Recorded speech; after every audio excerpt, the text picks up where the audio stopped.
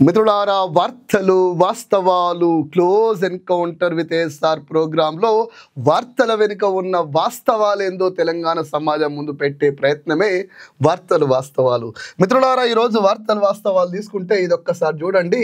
వనపర్తిలో వేలాది మంది మహిళలు ఉన్నారన్న ఇంగితం లేకుండా పట్ట పగలు మహిళల ముందు పచ్చి అబద్ధాలు చెప్పిన రేవంత్ రెడ్డి చూశాక నిజంగా నాకు సిగ్గు అనిపిస్తుంది. ఎందుకంటే ఆయన పట్ట పగలు పైసల కట్టలతో దొరికిన దొంగ కదా. ఆ రోజు ఆయన ఇజ్జత్ మానం పోయింది. ఈరోజు ఏ అబద్ధాలు చెప్పడానికి కూడా ఆయనకు సిగ్గు లేకుండా అబద్ధాలే చెప్తుండు. ఆ అబద్ధం ఏందో మీ ముందు తీసుకొచ్చే ప్రయత్నం చేస్తా. మిత్రులారా, ఇదొక్కసారి చూడండి. తెలంగాణకు కేంద్రం నుంచి రావాల్సిన నిధులు అనుమతుల్ని సైంధవం లెక్క అడ్డుకుంటుండని చెప్పేసి కిషన్ రెడ్డి మీద ఓ కామెంట్ చేసిండు. వాస్తవంగా సమస్య మోదీతో కదట. గుజరాత్కు చెందినటువంటి అనునిత్యం తెలంగాణ మీద అక్కసు వెళ్ళగక్కే నరేంద్ర మోదీతో కాదట. తెలంగాణ బిడ్డ అయినటువంటి కిషన్ రెడ్డితోనే రేవంత్ రెడ్డికి సమస్యనట, తెలంగాణకు సమస్యనట. మిత్రులారా, ఈయన ఈ మాట ఎందుకన్నాడంటే మీకు చెప్తా మిత్రులారా, వాస్తవం ఏందో మీకు తెలవాలి.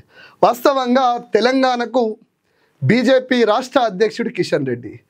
కానీ ఈయన ఢిల్లీకి పోయి నరేంద్ర మోడీ దగ్గర మోకరిల్లి, అయ్యా నేనే బీజేపీ అధ్యక్షుడిని అని కిషన్ రెడ్డి కంటే ఎక్కువ మొత్తుకుంటుంటే, కిషన్ రెడ్డి అసలు అధ్యక్షుడిని నేను, నాకు లేని షోకు నీకెక్కడరాయ్యా అని చెప్పేసి వీళ్ళిద్దరి మధ్య పోటీ జరిగింది.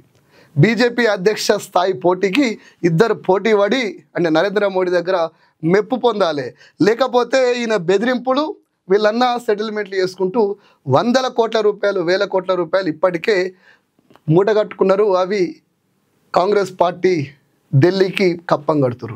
ఇది తెలిసినటువంటి ఈడీ ఐటీలు ఎప్పుడన్నా రైడ్ చేయి ఇట్లా అని చెప్పేసి నరేంద్ర మోడీ దగ్గర మోకరిల్లి నరేంద్ర మోదీ మెప్పు కోసం ఈ రేవంత్ రెడ్డి కిషన్ రెడ్డి ఒకరినొకరు పోటీ పడుతురు, గిల్లుకుంటురు, గిచ్చుకుంటురు. అందులో భాగంగానే తప్ప రేవంత్ రెడ్డి వల్లనో లేదంటే కిషన్ రెడ్డి వల్లనో తెలంగాణకు వచ్చినటువంటి ఉపయోగము లాభము ఏమీ లేదు మిత్రులారా.